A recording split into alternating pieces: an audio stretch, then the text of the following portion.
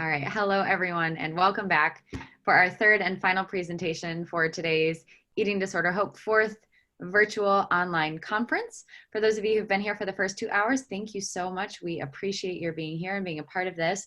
And we are thrilled to welcome our last presenter for the day to talk about a very important topic. And I'm going to introduce her in a moment, but before I do, just want to let you know that there are no more breaks after this. This is our final presentation. That being said, Rebecca is graciously going to take your questions. So as we've done with the first 2 presentations, if you have something that comes up, take it, jot down a note, or you can use the Q&A box here in Zoom. At the bottom of the toolbar, there's a little icon that says Q&A, and you can post your question there, or you can just post it in the chat, and I will be moderating those questions for Rebecca at the end of the presentation. So you can type in your question at any time, but we will save those questions for the end, and she'll be able to answer whatever you have on your mind. The last bit is that we have obviously 3 CE presentations today. All of you who are here for the entire hour and then complete our CE survey will receive a CE credit for this presentation as well. So stay tuned for that link. I will be posting it in the chat. And we did have some trouble earlier with the CE survey links, but all the problems should be solved now. So you'll have no problem clicking on that link, taking the survey, and we will be issuing your CE credits within a couple of weeks. So thank you very much for your patience with that. And without any further ado, I'll introduce Rebecca, our last presenter, and her presentation. So Rebecca is an MA, LPC, CEDS, and serves as the Director of Operations for Laureate Eating Disorders Program. Rebecca has a master's in professional counseling from Central Michigan University. Though she has helped clients through a variety of challenges in her practice as a therapist since 2005, she specializes in helping people work on improving their body image and overcoming eating disorders. And Rebecca is going to be presenting today on emotional avoidance, the importance of learning to approach feelings. So with that, I will hand the mic over to you, Rebecca, for your presentation, and I'll see you back here at the end. Wonderful, thank you. It's so difficult on a webinar to be able to meet and greet my crowd. So although I can't see you, I welcome you today and look forward to talking with you about this.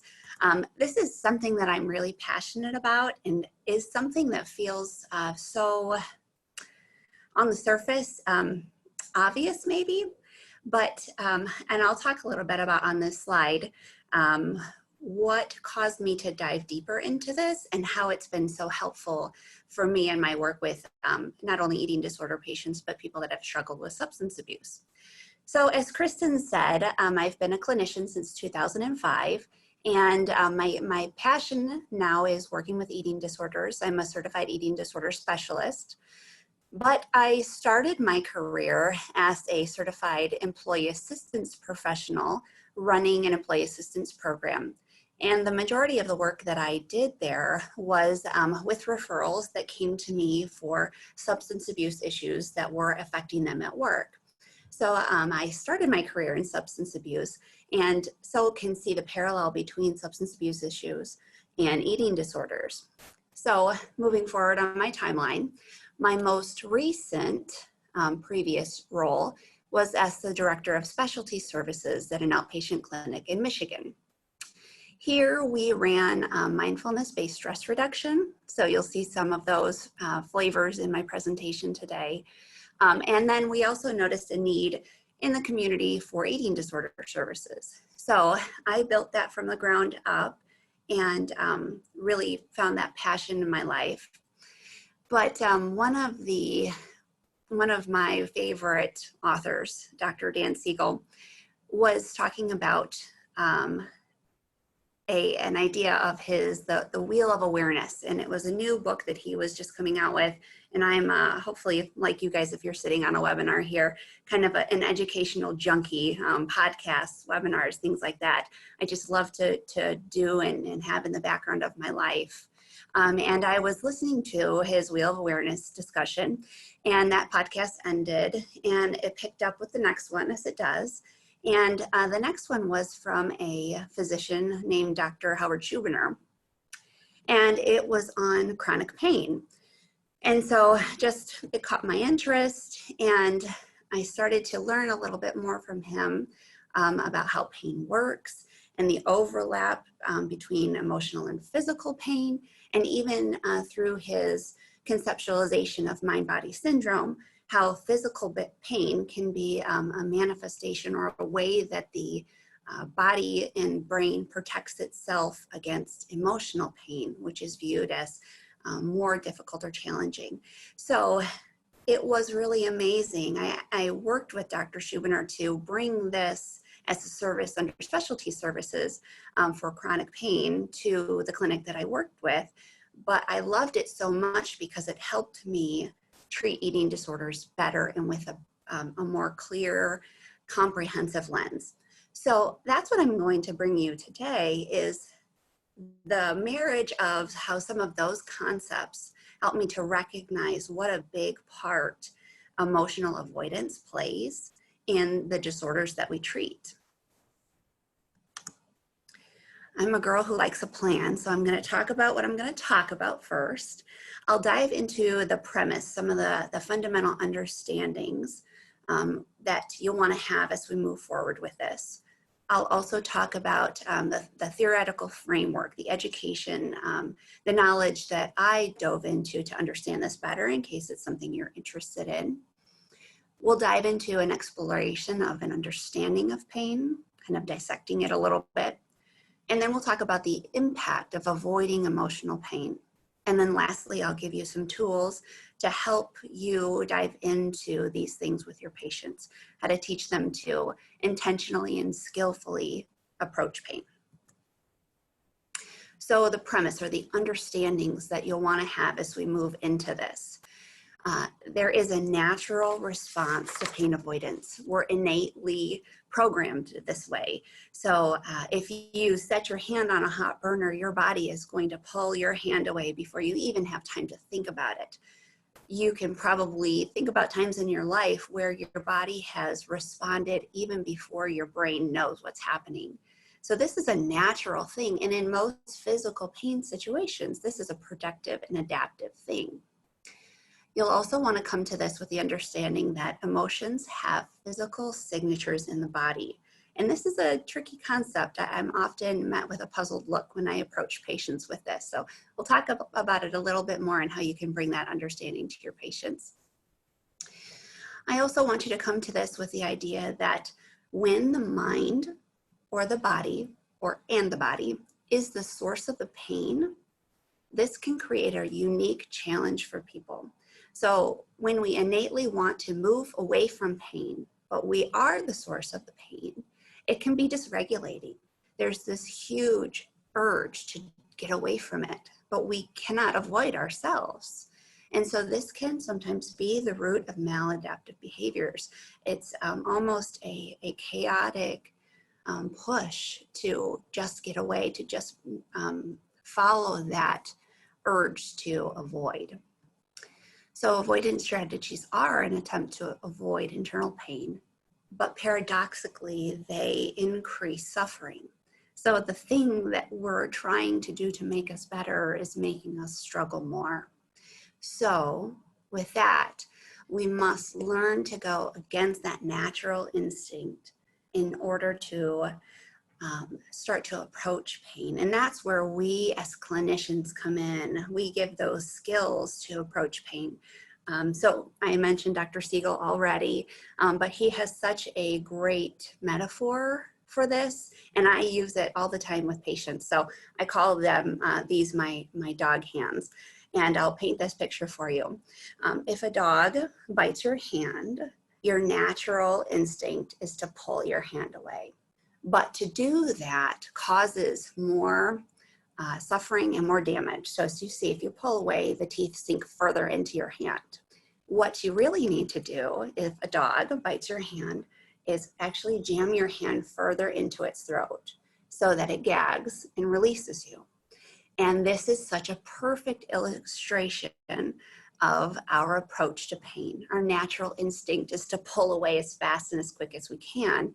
But if we do that, it can cause more pain and suffering. So we have to do what we're not programmed to do, which is move farther into it to move towards what feels like the source of pain so that it allows us to be free or let go or cause less suffering and damage. These are some of the places that I went to explore and that helped me to conceptualize this whole idea that I'm bringing to you today. How emotions are made. I won't go into all of these, but this one you'll just see as an undercurrent or a theme in some of the discussion. Dr. Feltman Barrett describes the brain as a deaf and blind scientist. And this was such an incredible visualization for me. She discusses how input is sent up to the brain, but the brain never sees it or hears it. It comes in as electrical impulse. And then it has to take all of your experiences along with this information, and it only has those experiences in your brain to then project out into the world as your reality. And so it's a very interesting thing to think about. Our reality is constructed by those impulses, but also by what we have in our mind as past experiences. I've also relied heavily on acceptance and commitment therapy. Bessel van der Kolk's work in The Body Keeps the Score, as in moving toward sensation in order to heal trauma. And then I mentioned Dr. Howard Schubiner as well. He has several books, but two that are manuals that I've used in practice: Unlearn Your Pain and Unlearn Your Anxiety and Depression. So I first want to give you a little bit of a linking between emotional pain and physical pain. There's not as much distinction as I think we think that there is. So looking at research by Burns, he detailed chronic back pain and people that experienced chronic back pain, and they were asked to recall emotional experiences. And when they did, their report of pain was exacerbated. Also in a study in 2003 and 2006, patients were given experiences that induce social exclusion and rejection. And when they did the same methodology of inflicting pain, they reported an increase in how painful that was when they had those emotional experiences. In 2011, Cross demonstrated that physical pain and emotional pain activated the same regions of the brain. So there was not a distinction between where those were being processed in the brain. And finally, in his work in 2019, Dr. Schubiner said, both physical pain and emotional pain are handled in the same way in the body and can cause real pain. Moving into the total experience of pain, it's actually broken down into three parts.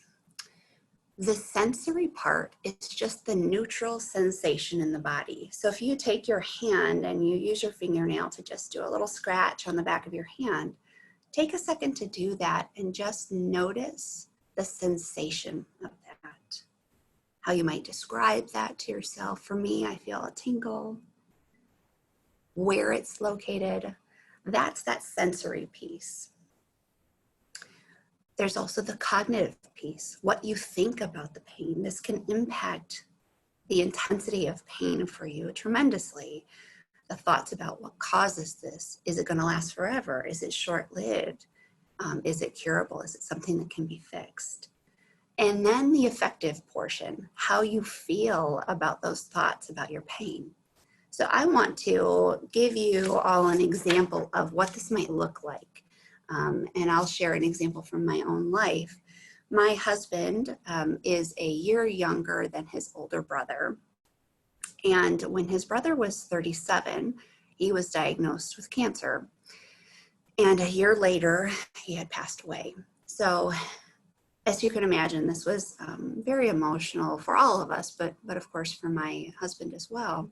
And he started to, he's always been a very easygoing guy, and he started to very much so focus on the sensations in his body in a way that he never really had before.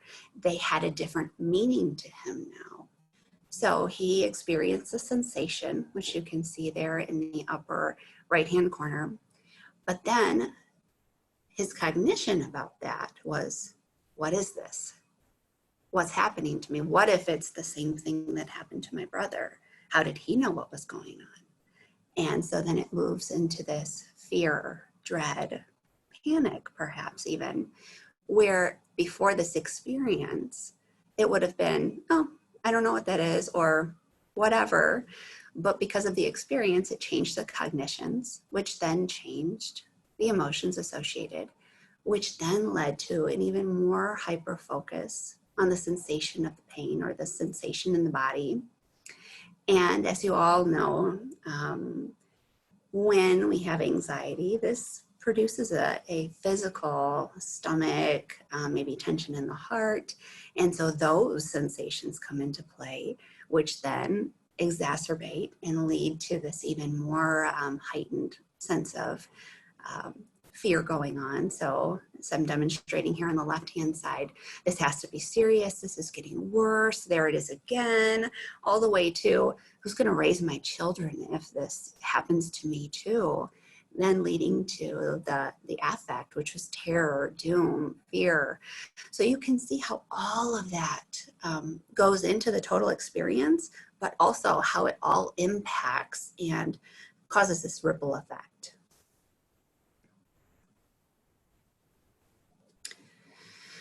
I want to paint the picture for you that pain is a brain prediction.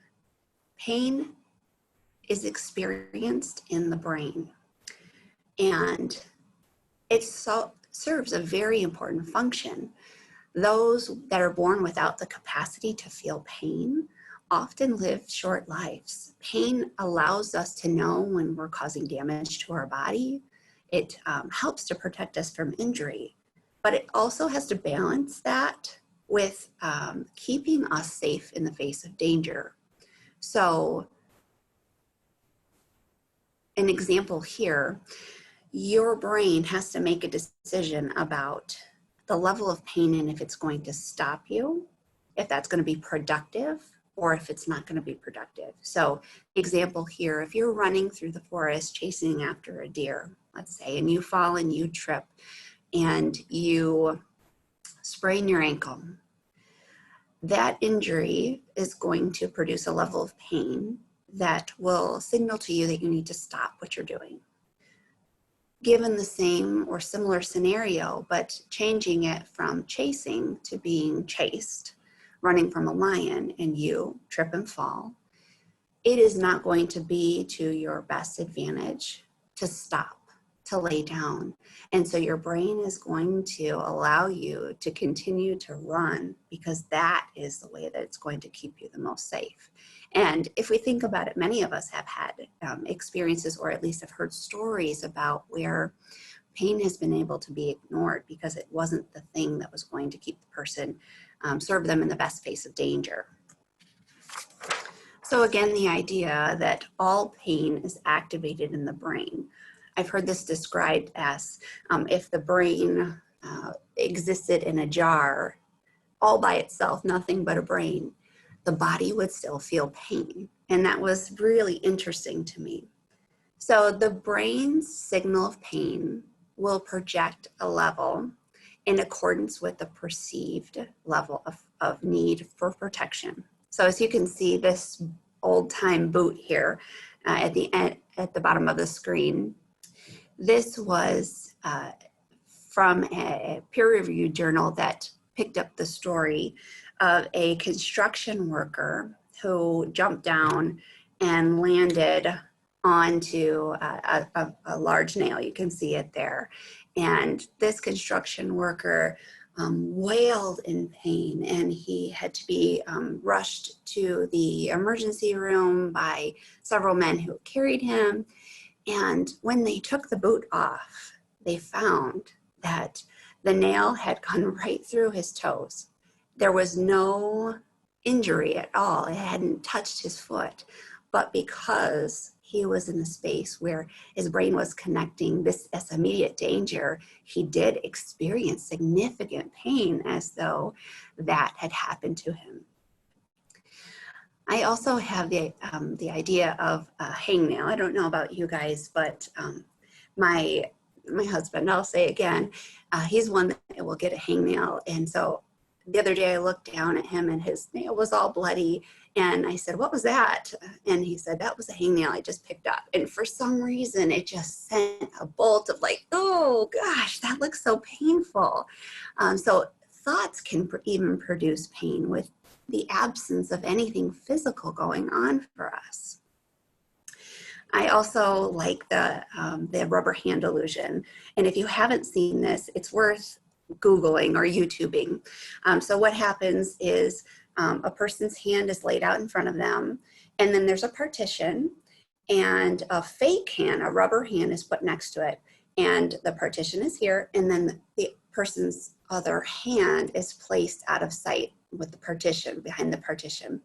And a researcher takes a paintbrush and he stimulates the fake hand through visual with the person in front of them, but also will stimulate with the paintbrush the person's real hand that's out of sight. And so this primes the brain to almost accept that rubber hand as its own. And in a crazy twist of fate, a second researcher comes in and jams a fork into the fake rubber hand. And every time the person pulls the hand that's out of sight away in pain. So of course, nothing has happened to that hand, but because the brain makes its best quick guess about what's happening, it works quickly to protect us, even though we know that's not our hand. So there's an important takeaway here. Like many things with psychology, some of the things that we do or that our brain does naturally aren't always things that serve us best. So education about this for our patients can be very helpful. Pain is our best guess at safety, but it can be wrong. And this is largely functional and adaptive. It's part of human nature. It's part of what's kept our species going. We're primed to avoid painful stimulus. And it's important to approach that patients approach that within them with understanding and compassion, but also with knowing that the prefrontal cortex can take a second to assess and challenge. And so this looks like knowing that this urge within us is to avoid something that feels like it's going to cause us pain, but also being compassionate enough with ourselves to lovingly know that we can move towards that pain, and that's going to be the thing that helps us to get better. So exploring the ways that our patients try to avoid emotional pain. Thought suppression is probably the first one. And this one is tricky. So if I said to you, you can think about any single thing you want, anything in the world except for one thing. I just don't want you to think about a white bear. What have you probably not thought anything about at all today? But now what's in your brain? So this is another kind of counterintuitive thing.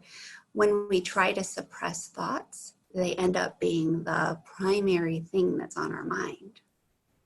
So through that, many times people will lead to the next, that desire to numb or to distract, which then will oftentimes lead to this obsession, which we see in substance abuse and eating disorders and other addictions. It's almost more desirable to be caught in the obsession than it is to have to be with the pain. And Janine Roth says this so poignantly. Obsession gives you something to do besides having your heart shattered by heart-shattering events. And so it's our job to teach people how to move toward heart-shattering events and give them the skills to know that they can do it. We talked a little bit about this already. Avoidance behaviors, things like addictive behaviors, eating disorders. We may even see people withdrawing from life, just not being willing to engage. And another way that we see avoidance behaviors is through not doing what makes us afraid. And so I'll tell you this story from my life as well. I hate bats. They're just the thing for me that gives me the heebie-jeebies. I just don't like them. I can do mice, I can do other yucky snakes, things like that, but bats get me. And so about maybe 8 years ago now, I had a bat fly into our bedroom. And I had my young sleeping child right next to me. And it did one of these like swoop right over our faces. It was probably the thing that if I were to describe to you what would make me feel the most afraid, it would have been that. So that happened. And I'll save you all the drama of the story, but in all truth and honesty, I couldn't spend the night in my bedroom the next night. We stayed at a hotel the next night. My husband stayed at home. And in my defense, we didn't know where the bat was at that point, but still, this was a huge avoidance for me. I was not willing to go back into that room. And even the whole atmosphere made me feel terrified. But and one of the gifts of being a therapist, I really think, is that you get to apply all these things to your life. I sat and I thought a lot about, okay, how would I feel safe about this? If I don't sleep in my room, but I sleep upstairs in a bedroom where my bedroom is, then I can see, well, a bat could come to that window too. And then I thought, okay, well, I could sleep downstairs on the couch. And then I thought, well, a bat could still come through that window. And then I thought, well, maybe the basement. No. Well, and I did for a split second think, well, what if we moved? And again, no, a bat could still come in that window. So the ripple of that really could have gotten huge. What I had to do was go back into that bedroom and feel the pain that came from being anxious that that would happen again.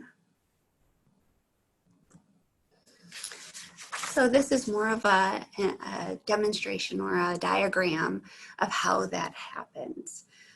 So it's a cycle that can fuel itself. What feels natural is to avoid the pain. Natural pain happens. That's the clean pain of life.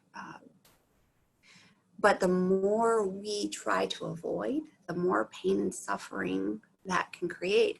As you can imagine in that story, I really could have gone down a very limiting path for myself where nowhere felt safe for me if I followed this cycle. So we have to learn how to approach that in an opposite way. From here, we'll move into interventions, but I hope that in the previous slides, the education there also serves you as an intervention. I've had so much success in just explaining some of the way that pain works and giving words to the natural functionality of the tendency to pull away. So education is your first line of intervention.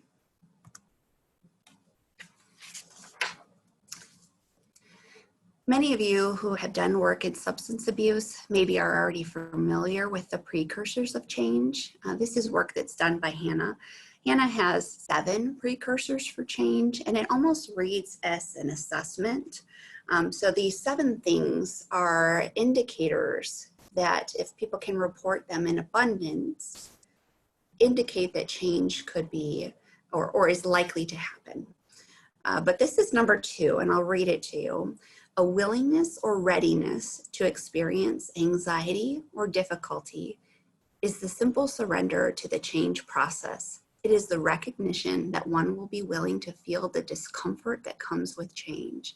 And this measure is the one that's identified most strongly or correlated most strongly with a successful prediction of change. And so this is in a nutshell exactly what we're talking about.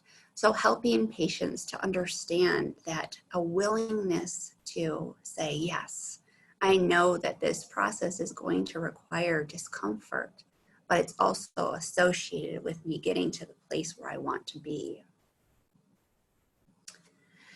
Many of us have had the experience of being asked to rate our pain, and you can see this on the pain measurement scale. And I always think that it's interesting that no pain is on there, because pain is something that is a factor of life. It's very rare to have the experience of no pain at all. And so sometimes that sets an unfair expectation. So if we can help to change our patients' interpretation of pain and help them to maybe even contrast the idea of physical and emotional pain, it's easy for someone to understand that after surgery there would be a painful experience, but to say that that's part of the healing process. But we also forget that when we experience an emotional hurt, that pain is also part of that normal recovery process as well. And sometimes I will describe this to patients as a limbic system injury, just so that they have that in their head that for a while there is going to be pain, but that's a natural, normal process in the process of recovery. This is a fun activity to do if you're an experiential therapist. And it's called ice in the hand. You can do this with an ice cube in the hand, or you can do it with ice water. This is where you have a patient immerse their hand in ice water or hold an ice cube. And you first have them just say out loud everything that's happening in their brain, all the cognitions that are spilling out. And you'll often hear things like, I can't take it, this is awful, my hand is gonna melt off or fall off. I hate it, I hate it, I hate it. I can't do it. And have fun, time them to see how long that they're able to stand with that. And then try with the other hand, just the experience of them holding on to it, but moving into the sensation alone. Setting aside the cognitions and the affect, but just being with the sensation, describing it to themselves. And they'll see how much longer they're able to stick with that. And it's a good time to paint the brain in its protective role. And I call this helicopter brain. The brain, its job is to protect you. And so it can be a helicopter parent. It can be more afraid. It can amplify what could happen. And knowing that can give a lot of power to being able to stick through the pain of moving towards emotional. This is also an experiential activity, and this is diving into the physical signature that presents in each person. And so this person did anxiety, sadness, and happiness, and used color to demonstrate what that looks like in their body. And I love this activity because you can see that each experience looks so different for each person, and it puts them in touch with how these emotions present themselves in their body. This is an activity from the Acceptance and Commitment Therapy book.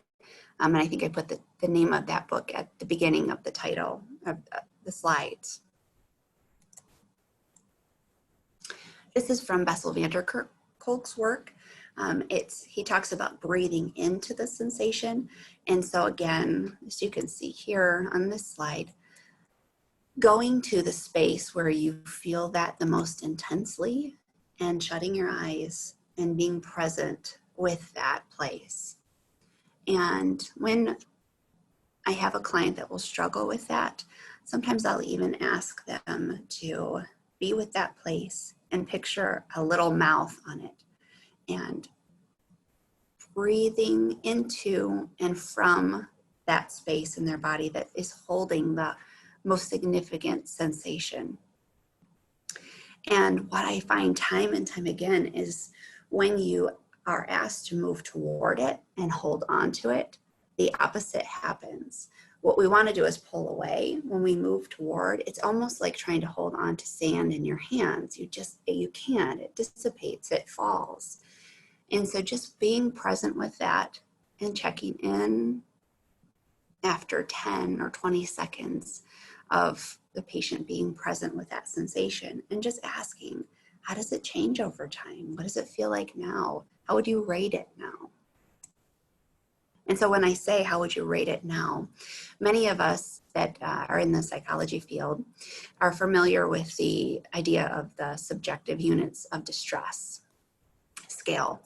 And this is giving a rating or a measurement to how we're feeling in the moment. And it can be good to help people have some comparative data. So an example, I had a patient who really struggled with the idea that he might get hit by a baseball. And this had almost kind of shut him down. And so we talked about that and talked about where he would rate that pain. And he said a 10. Of course, it's a 10. It's as high as it can be. And then we talked about, okay, well, where in your life have you experienced that level of pain?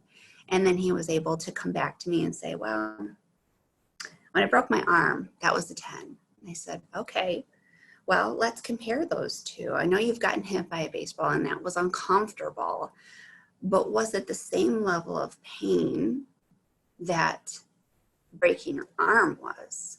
And he was able to say, well, no. And so just gauging that idea of not all pain is going to be a 10. And this happens a lot with emotional pain as well.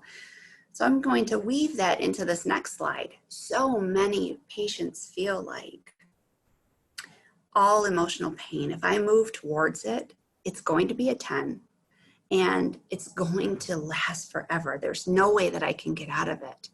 And we talk about the idea that nothing lasts forever, that like everything, things come and they go.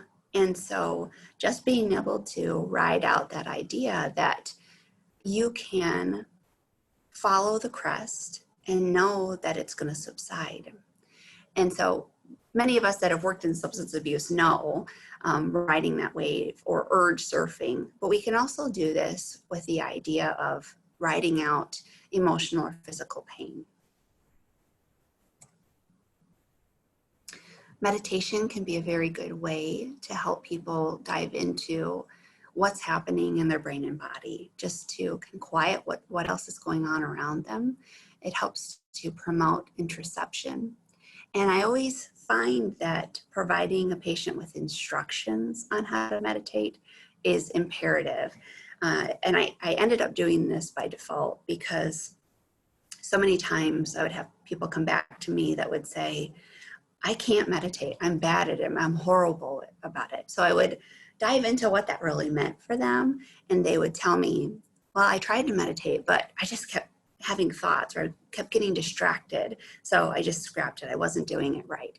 And as soon as I started to challenge the idea that that's exactly what you're doing and liken it with physical exercise, right? So I'm not sure you can see me here, but if you do a bicep curl, that's the exercise. That's what you're practicing. And so I do that with patients too. When you're here, the focus is here and it's on quiet and stillness, but the brain is going to wander, and pulling it back and being able to non-judgmentally say, okay, you've wandered and I noticed that, and I'm going to pull you back. That is the exercise. So doing that hundreds of times in a meditation session, that is where the work and the growth happens. So they're not doing it wrong when they're not able to maintain it. It is the work. It's also helpful to slow the brain down a little bit and have a mechanism to recognize when thoughts come in. The brain, and this is Lisa Feldman Barrett's work, the brain is a predictive association making machine. That's its job. And I often have fun with patients when I ask them to look around my office and find me two things that are completely unrelated. And I might encourage you to do that here too, in your own space. Look around your room and find two things that you feel like are completely unrelated to each other. Okay, now what I want you to do is tell me how they are related to each other. And if you're like most of my patients, it takes about 5 seconds for them to come up with something that does make them related, even though the direction was to find things that were unrelated. The brain is just very good at making associations. And once it makes an association, it usually doesn't let go of it. I have a TED Talk by Anil Seth, and in his TED Talk, there's a part where it's inaudible sound, and then he plays it again, and then he introduces what he's actually saying, and then he plays the inaudible sound again.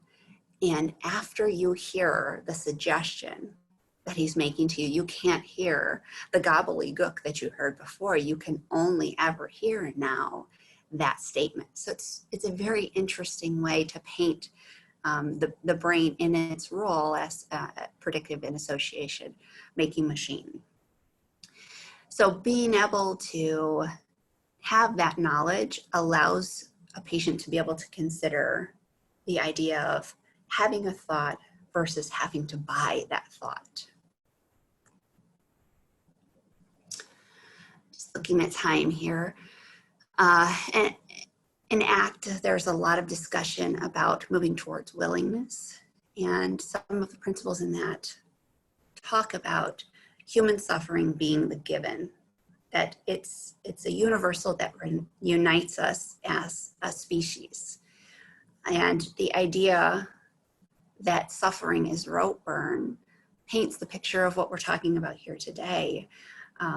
Pulling against what is where the pain is. And so moving towards just letting go and acceptance can be incredibly helpful.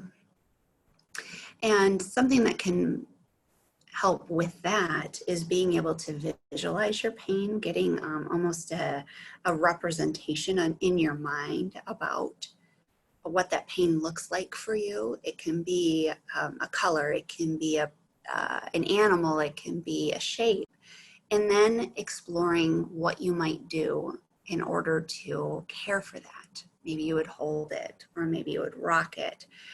Just a way of externalizing it and then caring for it. I also like the idea of self-parenting, and this is a suggestion that evolved from internal family systems, which I really enjoy as well. I'm not speaking about that today, but I do like this as a way to help to nurture pain. And it starts with writing out pain-producing statements. So helping the patient to just write out, and I will take a piece of paper and I'll fold it in half. And on one side, they just will document all the pain-producing statements in their lives, or that's surrounding some of their struggles. And so on the lower portion here is an example. I'm never going to get any better. And then they open up the piece of paper and I ask them to answer those statements through their wise mind. And sometimes, I'm sure all of you have had this experience, sometimes there's little access to wise mind. So we challenge that through what would you say to a friend or a child or someone that you loved if they were saying the same things to you. And what I really like about this, and what's a little different than just CBT, is the act of writing it out seems to just hit a core at a deeper level. And Dr. Bessel van der Kerk talks about how writing can stimulate through the right side of the brain a little bit better and cause more peace and healing. And so I really just like this written out of answering or self-parenting yourself. I want to leave you with some of the resources that I didn't get to when I first mentioned the theoretical framework. I did discuss Dr. Dan Siegel's work in Mindsight, but it's definitely, he has many books and many books that are very, very helpful, but my favorite is Mindsight. You'll see that in the article that I wrote that demonstrates some of this, I do reference Dr. Jill Bolte-Taylor's work in Stroke of Insight. Get Out of Your Mind and Into Your Life is the ACT workbook that I got the drawing, the figure body drawings from. Unlearn Your Pain and Unlearn Your Anxiety and Depression by Dr. Schubiner are also very helpful workbooks and go into treatment of mind-body syndrome in such a more in-depth way than I've been able to in this presentation. And lastly, the TED Talk that I discussed as well. So moving into just final thoughts, I think that the picture on the left there really demonstrates well the fork in the road that our patients have. And so knowing that they have the choice to move towards acceptance and commitment, toward feeling and experiencing, or knowing that continued avoidance leads to more pain and suffering. Just knowing that, and I think that that sometimes is something that we take for granted as even an option. We're doing something that comes naturally and normal to us. We don't realize that that suffering is rope burn, and letting go and accepting and feeling is an option that will help us to move toward healing. Okay, I do want to make myself available here for you for questions, but I know sometimes that also, when you take information away, it takes a little time to process. So I'm leaving you with my email address here. Please note that it is St. Francis. That is the larger health system that Laureate is a part of, and sometimes that leads to mistakes in just trying to get in touch with us. So it's rkbrumm@stfrancis.com, and I would love to stay connected with each of you and answer any questions or be a resource. I think that us in the eating disorder field really need to work together as a network to help make sure we have a strong hand in treating eating disorders. Wonderful. Rebecca, thank you so much for that excellent presentation. Thank you. Yeah, I want to let all of our attendees know that I have just posted the link in the chat for the CE survey for this presentation. So feel free to go ahead and click on that link. And we got good positive feedback on the previous two presentation CE survey links, that those are working now. So of course, feel free to do that and submit it. And for those of you who have asked, we'll be submitting those to the accrediting body, and you will be getting your certificates before 12/20. So that's a little bit of information while I wait for people to think of some good questions. Of course, you can put those in the chat, or you can use the Q&A function here at the bottom of the screen if you have any Q&A that you would like to ask. But of course, Rebecca has been very gracious in putting her personal email there, so or her business email there. So if you have any thoughts, that you can share them with her, and she'll be able to get back with you. Just wait a few questions, or a few more minutes. See if anything else comes through here.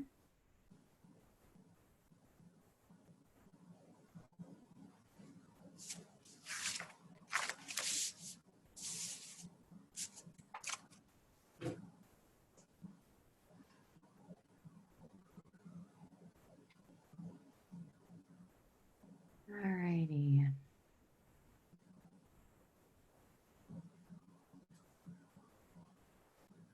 Okay. We have someone came through. Nicole says, great presentation, so that's wonderful. Thank you.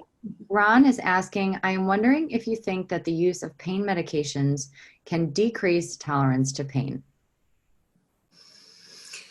Yes, I can even speak to just Dr. Schubiner's thoughts on some of that, and some of the research now, especially on opioids, is that it can increase the ability to withstand that. to make it more difficult, to increase the pain sensitivity, I think is what the question is. So yes, there are, especially as far as chronic pain management, some of the most effective ways of managing it are through some psychological interventions and really getting at some of the being able to challenge the thoughts behind it, move into the sensations. Mm-hmm. Yeah, great question, Ron. Thank you. We have another person who loved the, looks like Susan or Susanna. I can't see your full name here in the chat, but she says, loved the dog bite example and the resources. Thank you. Yes. Then we have a great question. That was a really, really helpful. I too was like, yes, good. Really good.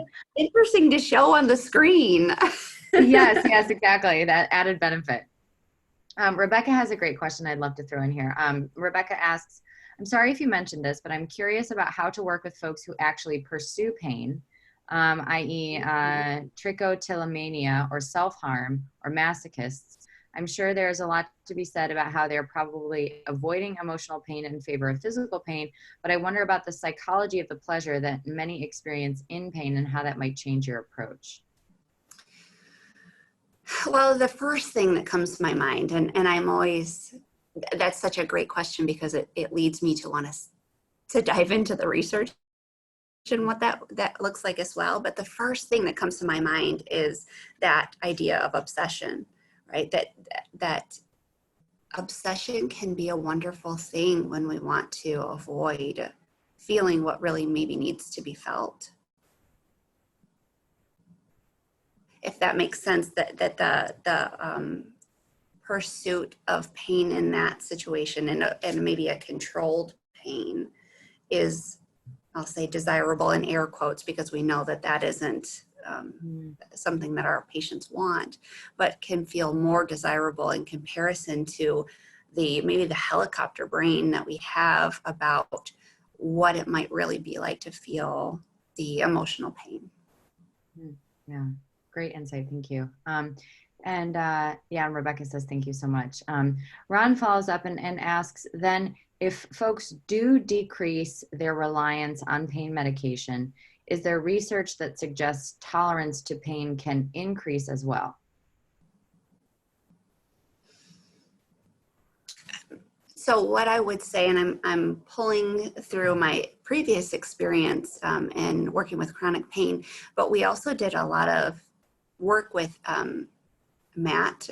I'll share what that is, medication-assisted therapies, and maybe some people know what that is or not, but it's things like Suboxone. And many people were able to get off Suboxone and medications that are meant to do that through those psychological interventions. So I would feel favorable about that question. Okay, great. Wonderful. Okay, well, we are, and Ron says, okay, thanks. Great, wonderful. Well, all of you have Rebecca's email address if you'd like to reach out for further questions. Let me just check our Q&A box here just one more time and make sure we're good. Rebecca, thank you so very much again for your time and your wisdom. Yes, thank you for inviting me. It was a pleasure to be here. Absolutely. So just a reminder to all